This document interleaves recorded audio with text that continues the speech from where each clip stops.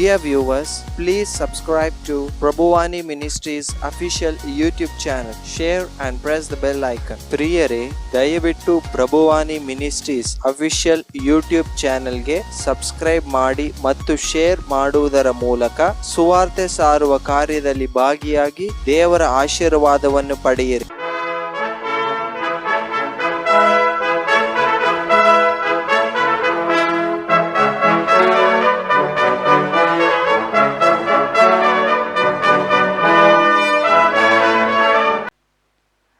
ದೇವನ ವಾಕ್ಯ ನಮ್ಮನ್ನ ಈ ರೀತಿಯಾಗಿ ಪರೀಕ್ಷಿಸುವಂತ ಕಾರ್ಯ.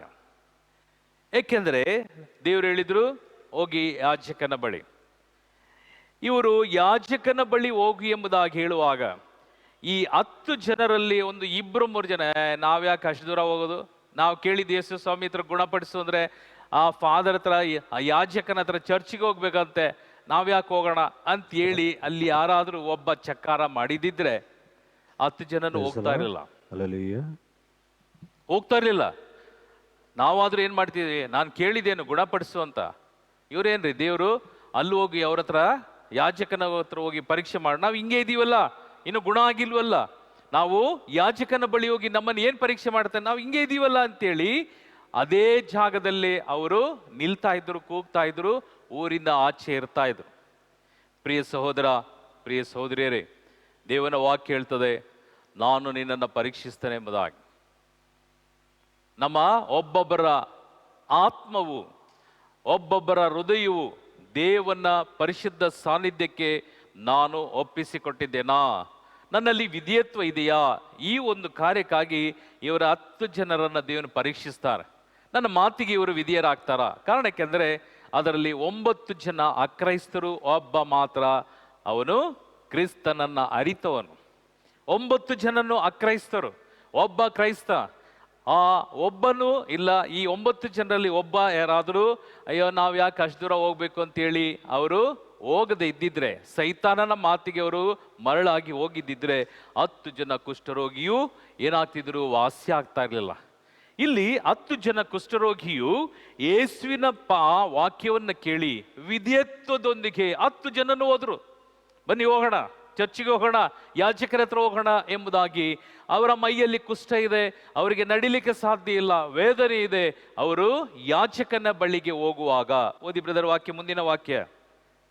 ಅಂತೆಯೇ ಅವರು ದಾರಿಯಲ್ಲಿ ಹೋಗುತ್ತಿರುವಾಗಲೇ ಗುಣ ಹೊಂದಿದರು. ಎಲ್ಲ ಚಪ್ಪಾಳೆ ತಟ್ಟಿ ಕರ್ತನನ್ನ ಗಣಪಡಿಸೋಣ. Praise the lord. Hallelujah, hallelujah, hallelujah. Yesu ಕ್ರಿಸ್ತನ ವಾಗ್ದಾನದ ವಾಕ್ಯ, ನೀವು ಯಾಜಕನ ಬಳಿಗೆ ಹೋಗು ಎಂಬುದಾಗಿ ಹೇಳಿದ ಕೂಡಲೇ ಈ 10 ಜನ ನಿಂತಂತ ಈ ಕುಷ್ಠರೋಗಿಗಳು ಸೀದಾ ಅವರು ಯಾಜಕನನ್ನ ಹುಡುಕಿಕೊಂಡು ಹೋದ್ರು. ಹೋಗುವಾಗಲೇ ಅವರ ಶರೀರದಲ್ಲಿರ್ತಕ್ಕಂಥ ಕುಷ್ಠವು ಸಂಪೂರ್ಣವಾಗಿ ಗುಣ ಹೊಂದಿದ ಮೇಲೆ ದೇವನ ವಾಕ್ಯ ಹೇಳ್ತದೆ. ಇಲ್ಲಿ ದೇವನ ಒಂದು ಪ್ರಶ್ನೆ ಇದೆ. ಓದಿ ಬ್ರದರ್ ವಾಕ್ಯ, ಮುಂದಿನ ವಾಕ್ಯ. ಅವರಲ್ಲಿ ಒಬ್ಬನು ತಾನು ಗುಣ ಹೊಂದಿದ್ದನ್ನು ಕಂಡು ಹರ್ಷೋದ್ಗಾರದಿಂದ ದೇವರನ್ನು ಸ್ತುತಿಸುತ್ತಾ ಹಿಂತಿರುಗಿ ಬಂದನು. ಯೇಸುವಿನ ಪಾದಕ್ಕೆ ಸಾಷ್ಟಾಂಗವೆರಗಿ ಕೃತಜ್ಞತೆಯನ್ನು ಸಲ್ಲಿಸಿದನು. ಇವನು ಸಮಾರ್ಯದವನು. ಇಲ್ಲಿ ಈ 10 ಜನರಲ್ಲಿ 9 ಜನ ಇಲ್ಲಿ ದೇವರ ಮಕ್ಕಳು, ಒಬ್ಬ ಮಾತ್ರ ಅಕ್ರೈಸ್ತ. ಆ ಅಕ್ರೈಸ್ತನ ಏನ್ ಮಾಡ್ದ, ಹರ್ಷೋದ್ಗಾರದಿಂದ ಅವನು ದೇವರನ್ನ ಸ್ತುತಿ ಮಾಡ್ಲಿಕ್ಕೆ ಶುರು ಮಾಡ್ದ. ಅವನಿಗೆ ಯೇಸು ಗುಣಪಡಿಸುವಂತಹ ಶಕ್ತಿ ಉಳ್ಳವರು, ಅವರು ದೇವಕುಮಾರ ಎಂಬುದಾಗಿ 9 ಜನ ಹೇಳಿದ್ರು ಅವರಿಗೆ. ಅವನೊಬ್ಬ ಅಕ್ರೈಸ್ತನು ಈ 9 ಜನ ಕ್ರೈಸ್ತರ ಜೊತೆಗೆ ಸೇರ್ಕೊಂಡಿದ್ದ. ಇಲ್ಲಿ ಎಲ್ಲವನ್ನ ಕೇಳಿದಂತ ಈ ಒಬ್ಬ ಅಕ್ರೈಸ್ತ, ಅವನು ಗುಣ ಆಗಿದ ತಕ್ಷಣನೇ ಈ 9 ಜನ ಅವರು ಹರ್ಷೋದ್ಗಾರ ಮಾಡಲಿಲ್ಲ ಎಂಬುದಾಗಿದೆ ವಾಕ್ಯ. ಇಲ್ಲಿ ಬರೀಲಿಲ್ಲ ಅಷ್ಟೇನೆ. ಆತನು ಒಬ್ಬ, ಆ ಅಕ್ರೈಸ್ತನು, ಆ ಹಿಂದೂ ಸಹೋದರ, ಅವನು ದೇವರನ್ನ ಸ್ತುತಿ ಮಾಡಲಿಕ್ಕೆ ಶುರು ಮಾಡ್ದ.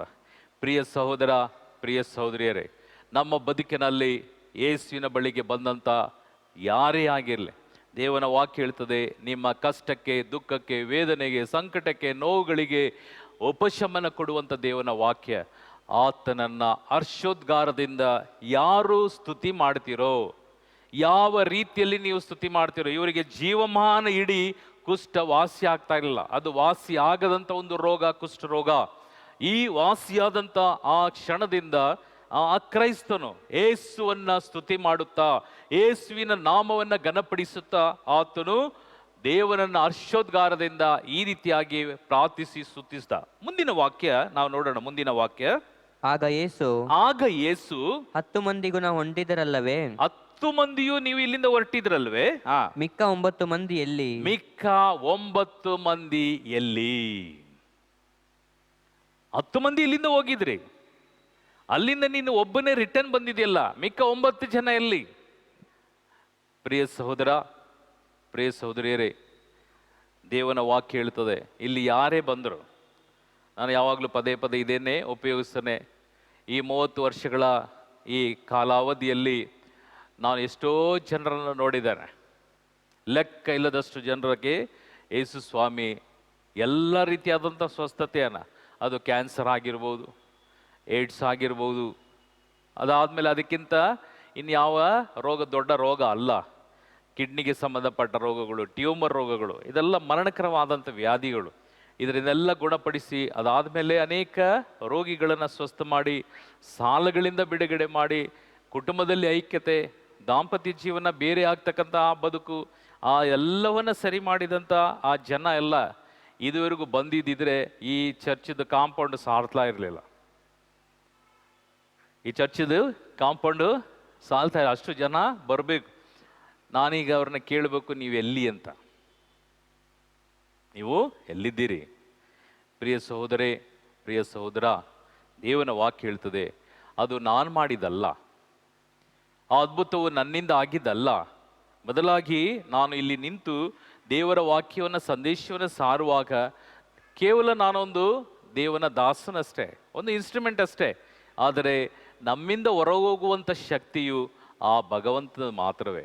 ಇಲ್ಲಿ ದೆವ್ವ ಬಿಡಿಸೋ ಒಂದು ದೆವ್ವಗಳು, ಲೆಕ್ಕ ಇಲ್ಲದಷ್ಟು ದೆವ್ವಗಳು ಬಿಟ್ಟು ಹೋಗಿದೆ. ಈಗ ಒಂದು ದೆವ್ವನು ಕಾರಲ್ಲಿ ಇದೆ, ಇನ್ನೂ ಬಂದಿಲ್ಲ ಒಳಗೆ. ಅದು ಮಡಿಕೇರಿಯಿಂದ ಬಂದಿದ್ದಾರೆ, ಅದು ಬರಲ್ಲ, ಬರ್ತದೆ, ಆಮೇಲೆ ಬರ್ತದೆ, ದೇವರು ಕರ್ಕೊಂಡು ಬರ್ತಾರೆ. ದೇವನ ವಾಕ್ಯ ಮಾಡೋದೆಲ್ಲವೂ ಅದ್ಭುತವು ಮನುಷ್ಯನ ಅದ್ಭುತ ಅಲ್ಲ. ಮನುಷ್ಯನ ಅದ್ಭುತ ಆದರೆ ಅದು ನಾನು ಹೇಳ್ಕೊಳ್ಬೋದು, ಇದು ನಾನು ಮಾಡಿದೆ ಅಂತ. ನಾನು ಎಂಬ ಪದ ದೇವರ ಹತ್ರ ಇಲ್ಲ.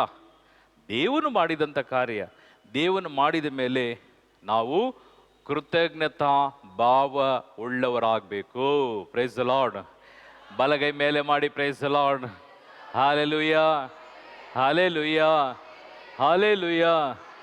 ದೇವರು ಮಾಡಿದಂಥ, ನಮಗೆ ಸಿಗಲಾರದಂಥ, ನಮ್ಮ ಶಕ್ತಿಗೆ, ನಮ್ಮ ಬದುಕಿಗೆ ಹಾಗೂ ನಮ್ಮ ಪ್ರಯತ್ನಕ್ಕೆ ಫಲ ಕಾಣದಂಥ ನಮ್ಮ ಒಂದೊಂದು ದಿನದ ಬೇಡಿಕೆ ಯೇಸು ಕ್ರಿಸ್ತನ ಬಳಿಗೆ ಬಂದ ಮೇಲೆ, ಇಲ್ಲಿ ದುಡ್ಡಿಲ್ಲ, ಇಲ್ಲಿ ಫ್ರೀ. ಇಲ್ಲಿ ಬಂದವರೆಲ್ಲರಿಗೂ ದೇವನ ವಾಕ್ಯ ಹೇಳ್ತದೆ, ನಾನು ಉಚಿತವಾಗಿ ನಿನಗೆ ಕೊಟ್ಟಿದ್ದೇನೆ, ಉಚಿತವಾಗಿ ಮಾಡಿ ಎಂಬುದಾಗಿ. ಈ ಉಚಿತವಾಗಿ ಮಾಡಿದಂಥ ಕಾರ್ಯಕ್ಕೆ ನಾನು ಏನು ಮಾಡಬೇಕು? ಕೃತಜ್ಞತಾ ಭಾವವುಳ್ಳವನಾಗಿರ್ಬೇಕು. ಕೃತಜ್ಞತಾ ಭಾವವುಳ್ಳವನು. ಈಗ ನೋಡಿ, ಕೆಲಸಕ್ಕೆ ನಾವು ಯಾವುದಾದ್ರೂ ರೋಗದೋ ಯಾವುದೋ ಒಂದು ಸಮಸ್ಯೆಗೆ ನಾವು ಎಂಥ ಟೈಮ್ ಇಲ್ಲದಿದ್ದರೂ ಟೈಮ್ ಮಾಡಿಕೊಂಡು ಬರ್ತೇವೆ. ಕರೆಕ್ಟಾ? ಏನೇ ನಾವು ಕಷ್ಟಗಳು, ಅದು ಇದು ಏನೇ ಆ ಟೈಮಲ್ಲಿ ಡಿಸ್ಟರ್ಬೆನ್ಸ್ ಏನಿದ್ರು, ಇಲ್ಲ ನಾನು ಚರ್ಚ್ಗೆ ಹೋಗಿ ಬರ್ತೇನೆ. ಕಾರಣಕ್ಕೆ ಮೇಜರ್ ಪ್ರಾಬ್ಲಮ್ ನಮಗೆ ಸಾಲ್ವ್ ಆಗಬೇಕು. ಅದಕ್ಕಾಗಿ ಬಂದ್ವಿ, ಸಾಲ್ವ್ ಆಯಿತು. ಆದರೆ ಕಷ್ಟದಿಂದ ಬಿಡುಗಡೆ ಆದ ಮೇಲೆ, ಕಷ್ಟದಿಂದ ನಮಗೆ ಪಾರ ಆದ ಮೇಲೆ, ದೇವರು ನಮಗೆ ಒಳ್ಳೆಯದನ್ನು ಮಾಡಿದ ಮೇಲೆ ನಾನು ಯಾಕೆ ದೇವರ ಬಳಿ ಬರಬಾರ್ದು? ದೇವರಿಗೆ ಸಾಕ್ಷಿ ಪಡಿಸಬಾರ್ದು? ದೇವರಲ್ಲಿ ಕೃತಜ್ಞತೆ ಹೇಳಬಾರ್ದು? ಇದು ದೇವರ ವಾಕ್ಯ, ದೇವರ ಸಂದೇಶ. ನಾನು ಪ್ರಾರ್ಥನೆ ಮಾಡಿ ಮನೆಯಲ್ಲಿ ಕೂತು ಪ್ರಾರ್ಥನೆ ಮಾಡುವಾಗ, ಸ್ವಾಮಿ, ಬರುವಂಥ ಜನಕ್ಕೆ ನೀನು ಏನು ಕೊಡ್ತೀಯ ಗೊತ್ತಿಲ್ಲ, ಅದಕ್ಕಾಗಿ ನಾನು ನಿನಗೆ ವಂದನೆ ಸಲ್ಲಿಸ್ತೇನೆ ಅಂತೇಳಿ ಪ್ರಾರ್ಥನೆ ಮಾಡಿ ಆದಮೇಲೆ ದೇವರು ಕೊಟ್ಟಂಥ ವಾಕ್ಯ ಇದು. ಕಾರಣ, ದೇವನಿಗೆ ಅಸಾಧ್ಯವಾದುದು ಯಾವುದೂ ಇಲ್ಲ. ಈ ವಾಕ್ಯದ ಪ್ರಕಾರ ಬ್ರದರ್ ಓದಿ ವಾಕ್ಯ, ಮುಂದಿನ ವಾಕ್ಯ ಇದೆ ನೋಡ್ರಿ. ಮಿಕ್ಕ 9 ಮಂದಿಯಲ್ಲಿ ಹ್ಮ್ ದೇವರನ್ನು ಸ್ತುತಿಸುವುದಕ್ಕೆ ಈ ಹೊರನಾಡಿನವನು ಹೊರತು ಬೇರಾರು ಬರಲಿಲ್ಲವೇ ಎಂದರು. ಹ್ಮ್ ಅನಂತರ ಆ ಸಮಾರ್ಯದವನಿಗೆ, ಎದ್ದು ಹೋಗು, ನಿನ್ನ ವಿಶ್ವಾಸವೇ ನಿನ್ನನ್ನು ಸ್ವಸ್ಥಪಡಿಸಿದೆ ಎಂದು ಹೇಳಿದರು. Price the lord. ಬಲಗೈ ಮೇಲೆ, ಎಲ್ಲರೂ ಬಲಗೈ ಮೇಲೆ ಮಾಡಿ price the lord. Hallelujah, hallelujah. ಒಂದು ನಿಮಿಷ ಕಣ್ಣುಗಳನ್ನು ಮುಚ್ಚುತ್ತಾ ನಿಮ್ಮ ಅಗತ್ಯವಾದಂಥ ಕಾರ್ಯಗಳನ್ನು ದೇವರಿಗೆ ಸಮರ್ಪಿಸಿಕೊಡ್ರಿ. ನಿಮ್ಮ ಜೀವಿತದಲ್ಲಿ ಅನೇಕ ಕಹಿ ಘಟನೆಗಳು ಸಂಭವಿಸಿರ್ಬೋದು. ಕಣ್ಣುಗಳನ್ನು ಮುಚ್ಚಿ ನಿಮ್ಮೆಲ್ಲ ಕಹಿ ಘಟನೆಗಳನ್ನು ಆ ದೇವನಿಗೆ ಸಮರ್ಪಿಸಿ. ನಿಂದನೆ, ಅವಮಾನ ಹಾಗೂ ನಾನಾ ರೀತಿಯಲ್ಲಿ ನಾನು ಸಾಯಬೇಕು, ನನಗೆ ಯಾಕೆ ಈ ಬದುಕು ಎಂಬುದಾಗಿ ಅನೇಕ ವರ್ತಿ ತೀರ್ಮಾನಿಸಿರ್ಬೋದು. ಅದೇ ರೀತಿಯಲ್ಲಿ ಕುಟುಂಬದಲ್ಲಿ ನಮ್ಮ ಮೇಲೆ ಅನೇಕ ನಿಂದನೆಗಳು, ಅನೇಕ ರೀತಿಯಾದಂಥ ನಮ್ಮ ಮೇಲೆ ಇಲ್ಲದ ಸಲ್ಲದ ಆರೋಪಗಳನ್ನು ಹೊರಿಸಿರ್ಬೋದು. ಆದರೆ ಮನಸ್ಸು ನಮಗೆ ನಾನಾ ರೀತಿಯಲ್ಲಿ ಚಂಚಲವಾಗಿ ನಾನು ಯಾವ ರೀತಿಯಲ್ಲಿ ಬದುಕಬೇಕು, ಇದೋ ನಾನು ಬದುಕಿದ್ದು ಪ್ರಯೋಜನ ಇಲ್ಲ ಎಂಬುದಾಗಿ ಕಣ್ಣೀರಿಟ್ಟು ಗೋಳಾಡಿದಂಥ ದಿನಗಳು ಇರಬಹುದು. ಮಕ್ಕಳಿಂದ, ಇಲ್ಲ ಗಂಡನಿಂದ, ಇಲ್ಲ ಹೆಂಡತಿಯಿಂದ, ಇಲ್ಲ ಅತ್ತೆ ಮಾವ, ಈ ರೀತಿ ಹಲವಾರು ಜನರಿಂದ ನನ್ನ ಪಟ್ಟಂಥ ಅವಮಾನ, ನಿಂದನೆ, ಹೇಳಲು ಅಸಾಧ್ಯವಿಲ್ಲದಂಥ ಕಾರ್ಯಗಳು ಎಲ್ಲವನ್ನ ದೇವನಿಗೆ ಸಮರ್ಪಿಸಿಕೊಡಿ.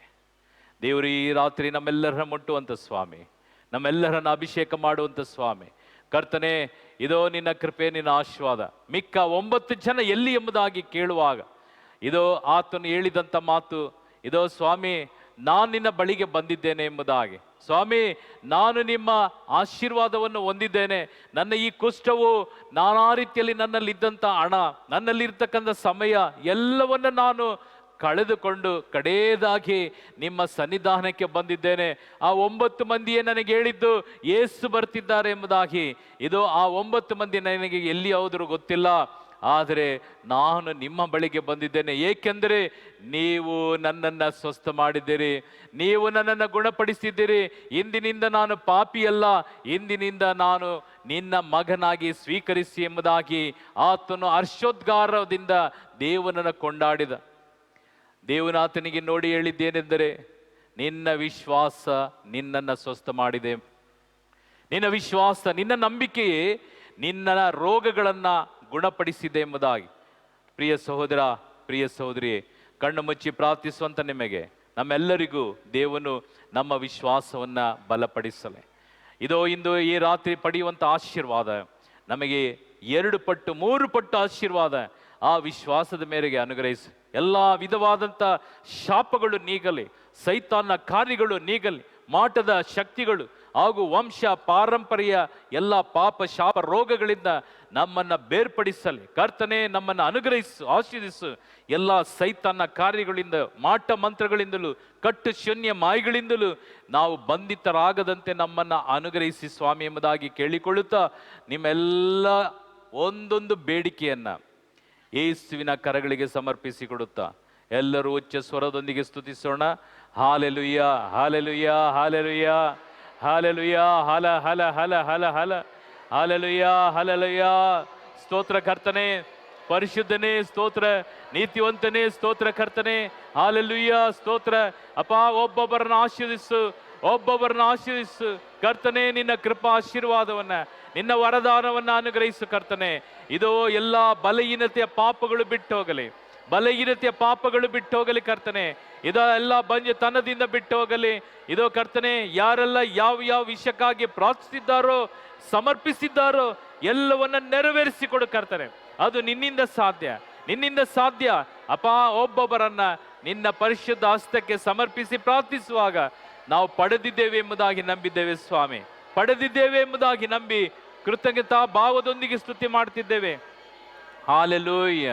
Thank you Jesus, thank you holy spirit. Hallelujah. ಇಲ್ಲಿ ವಿಶ್ವಾಸ ಎಂಬುದು ಮನುಷ್ಯನಿಗೆ ಅತಿ ಮುಖ್ಯವಾದಂಥ ಒಂದು ಕಾರ್ಯ. ಈ ನಂಬಿಕೆ ಒಂದು ನಿರೀಕ್ಷೆ ಆಗಿರ್ತವೆ. ಈ ನಂಬಿಕೆ ಇಲ್ಲದೆ ನಮ್ಮ ಬದುಕು ಬದುಕಲ್ಲ. ಈಗ ಯಾವುದಾದ್ರೂ ನಾವು ವರ್ಲ್ಡ್ ಕಪ್ಪನ್ನು ನಾವು ಕ್ರಿಕೆಟೋ ಇಲ್ಲ ಫುಟ್ಬಾಲ್ ಮ್ಯಾಚ್ ಯಾವುದಾದ್ರೂ ಒಂದು ವರ್ಲ್ಡ್ ಕಪ್ ಮ್ಯಾಚನ್ನು ನಾವು ನೋಡುವಾಗ 2 ಟೀಮ್ ಅವರು ಹೇಳ್ತಾರೆ ನಾವು ಗೆಲ್ತೀವಿ, ಹೌದಲ್ಲ? 2 ಟೀಮು ನಾವು ಗೆಲ್ತೇವೆ, 100% ನಾವು ಒಳ್ಳೆ ಫಾರ್ಮಲ್ಲಿ ಇದ್ದೇವೆ, ನಾವು ಗೆಲ್ತೇವೆ ಅಂತ 2 ಟೀಮು ಹೇಳ್ತಾರೆ. 2 ಟೀಮ್ ಗೆಲ್ಲಕ್ಕಾಗ್ತದ? ಒಂದೇ ಟೀಮ್ ಗೆಲ್ಲಕ್ಕಾಗ್ತದ? ಅದೇ ರೀತಿಯಲ್ಲಿ ಪ್ರಿಯ ಸಹೋದರ, ಪ್ರಿಯ ಸಹೋದರಿಯರೇ, ದೇವರ ವಾಕ್ಯ ಹೇಳ್ತದೆ ಅಲ್ಲಿ ಎಲ್ಲರೂ ಹೇಳ್ತಾರೆ ನಾವು ಗೆಲ್ತೇವೆ, ಯಾಕಂದರೆ ಒಳ್ಳೆ ಫಾರ್ಮಲ್ಲಿ ನಾವು ಪ್ರಾಕ್ಟೀಸ್ ಮಾಡಿದ್ದೇವೆ, ನಮಗೆ ಹೋಪ್ ಇದೆ, ನಾವು ಗೆಲ್ತೀವಂತ. ಆದರೆ ಗೆಲ್ಲಲಿಕ್ಕೆ ಸಾಧ್ಯ ಇಲ್ಲ ಒಂದೇ ಟೀಮ್ ಅಲ್ಲಿ ಗೆಲ್ಲುವಂಥದ್ದು. ಮನುಷ್ಯನ ಕಾರ್ಯ ದೇವನ ಬಳಿಗೆ ಬಂದ ಮೇಲೆ ಎಲ್ಲರೂ ಹೇಳ್ತಾರೆ. ಈಗ ಅಕ್ರೈಸ್ತರು ಭಯ ಭಕ್ತಿಯಿಂದ ಪೂಜೆ ಮಾಡ್ತಾರೆ, ಮುಸ್ಲಿಂ ಬಾಂಧವರು ಭಯಭಕ್ತಿಯಿಂದ ನಮಾಜ್ಗೆ ಹೋಗ್ತಾರೆ, ಕ್ರೈಸ್ತರು ಭಯಭಕ್ತಿಯಿಂದ ಚರ್ಚಿಗೆ ಬರ್ತಾರೆ, ಪ್ರಾರ್ಥನೆ ಮಾಡಿದ. ಎಲ್ರಿಗೂ ದೇವನ ವಾಕ್ಯ ಹೇಳ್ತದೆ ನಿಮ್ಮ ವಿಶ್ವಾಸ ಏನು, ಯಾರಲ್ಲಿ ವಿಶ್ವಾಸ, ಯಾವುದರಲ್ಲಿ ವಿಶ್ವಾಸ.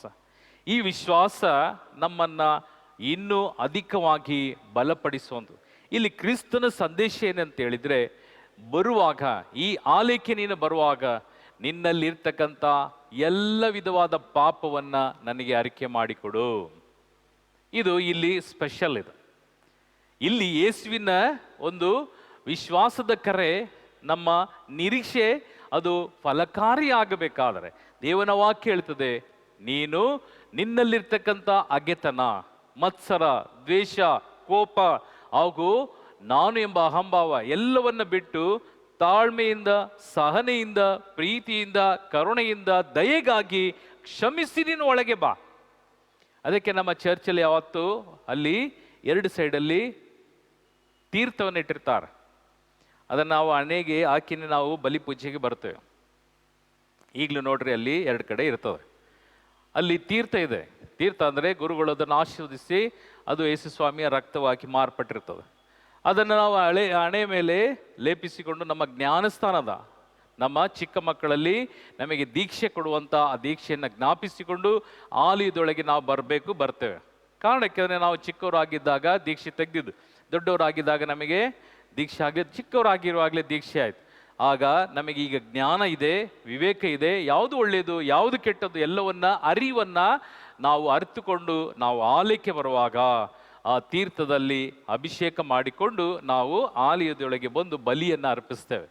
ಈ ಬಲಿಯಲ್ಲಿ ದೇವನು ನಮ್ಮನ್ನು ಆತನ ಬಲಿಯೊಂದಿಗೆ ನಾವು ಸಂಪೂರ್ಣರಾಗಿ ದೇವನ ಪರಿಶುದ್ಧವಾದಂಥ ವಾಗ್ದಾನವು ಅಲ್ಲಿ ನೆರವೇರುವಂಥದ್ದೇ ಅದ್ಭುತ ಕಾರ್ಯಗಳು. ಯೇಸು ಸ್ವಾಮಿ ಈ ಲೋಕದಲ್ಲಿ ಬಹಿರಂಗವಾಗಿ 3 ವರ್ಷವೇ ಬೋಧಿಸಿದರು. ಇನ್ನು 30 ವರ್ಷಗಳು ಅವರ ತಂದೆ ತಾಯಿ ಜೊತೆಯಲ್ಲಿ ಇದ್ದದ್ದು.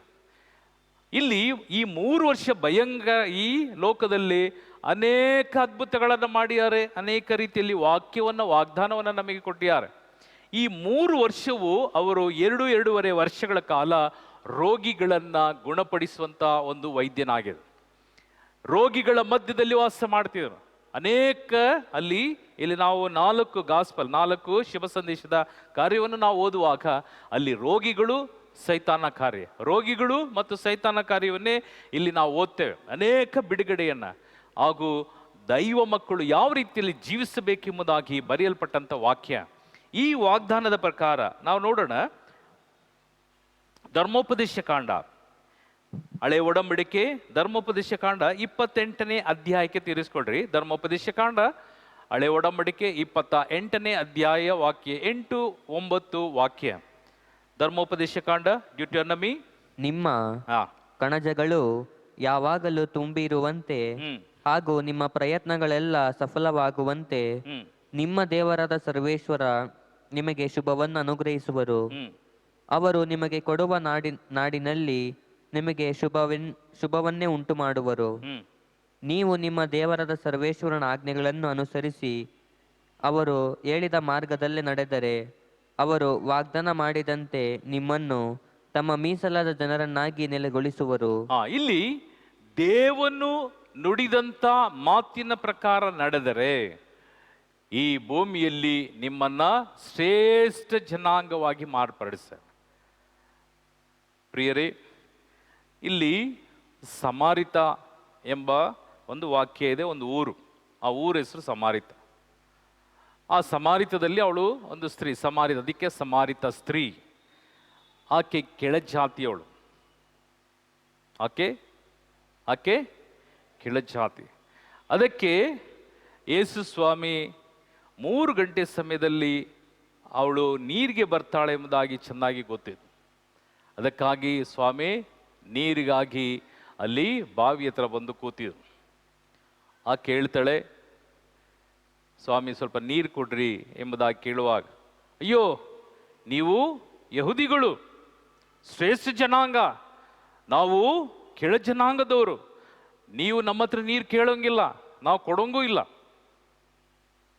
ಪದ್ಧತಿ ಅಂದು ಯೇಸು ಸ್ವಾಮಿ ಜಾತಿ ಪದ್ಧತಿಯನ್ನು ತೆಗೆದಿದ್ದು. ಆದರೆ ಈಗ ತೆಗೆದಿದ್ದಾರಾ? ಹಲೋ, ಜಾತಿ ಪದ್ಧತಿಯು ಈಗ ಇದೆ. ಆದರೆ ಕ್ರೈಸ್ತರಲ್ಲಿ, ನಮ್ಮಲ್ಲಿ ಯಾವ ಜಾತಿ ಪದ್ಧತಿ ಇಲ್ಲ. ಅವರು ಎಂಥವರಾದರೂ ಗೌರವ ಕೊಡ್ತೇವೆ, ಎಂಥವರಾದರೂ ಒಂದೇ. ಅವರು ಯಾವ ಜನಾಂಗವಾಗಿ ಕನ್ವರ್ಟ್ ಆದ್ರೂ ಅವರು ಇಲ್ಲಿ ಬಂದಾಗ ಕ್ರೈಸ್ತರು, ಇಲ್ಲಿ ಅವರು ಕೆಳಜಾತಿ ಮೇಲ್ಜಾತಿ, ನೀನು ಉತ್ತಮ ಜಾತಿ, ನೀನು ಈ ವರ್ಗಕ್ಕೆ ಇಲ್ಲ. ಪ್ರಿಯರೇ, ಸಮಾರಿತ ಆ ಊರು ಈ ರೀತಿಯಾದಂಥ ಭಯಂಕರವಾದಂಥ ಕೆಳಜಾತಿಯಿಂದ ಅಲ್ಲಿ ಪಾಪಿಸ್ತರು, ನಾನಾ ರೀತಿಯ ದುಃಖಿಸ್ತರು ಹಾಗೂ ಭಯಂಕರ ವ್ಯಭಿಚಾರಿಗಳು, ಈ ರೀತಿಯಾಗಿ ಒಂದು ಊರಾದಂಥ ಈ ಸಮಾರಿತದಲ್ಲಿ ದೇವನು ಮಾಡಿದ್ದು ಎಲ್ಲರೂ ದೇವನ ಮುಂದೆ ಒಂದೇ ಎಂಬುದಾಗಿ, ಒಂದೇ ಜನಾಂಗ. ಈ ರೀತಿಯಾಗಿ ದೇವನು ಯಾರು ದೇವರಲ್ಲಿ ನಂಬ್ತಾರೋ, 10ನೇ ವಾಕ್ಯ ಓದಿ ಬ್ರದರ್, 10ನೇ ವಾಕ್ಯ.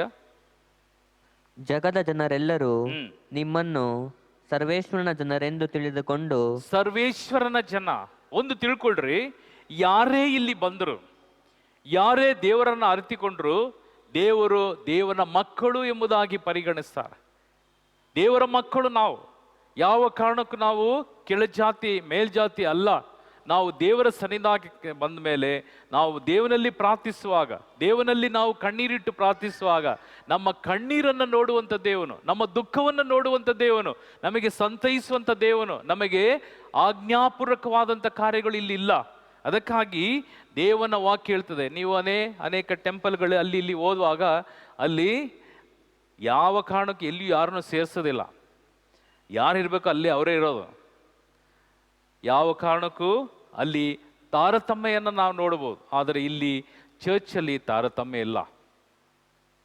ಏಕೆಂದರೆ ದೇವನ ವಾಕ್ಯ ಹೇಳ್ತದೆ, ನಾನು ಈ ಲೋಕಕ್ಕೆ ಬಂದದ್ದು ಎಲ್ಲರನ್ನ ಪ್ರೀತಿ ಮಾಡಲಿಕ್ಕಾಗಿ. ಅದಕ್ಕಾಗಿ ಚರ್ಚಿಗೆ ಎಲ್ಲರೂ ಬರ್ತಾರೆ.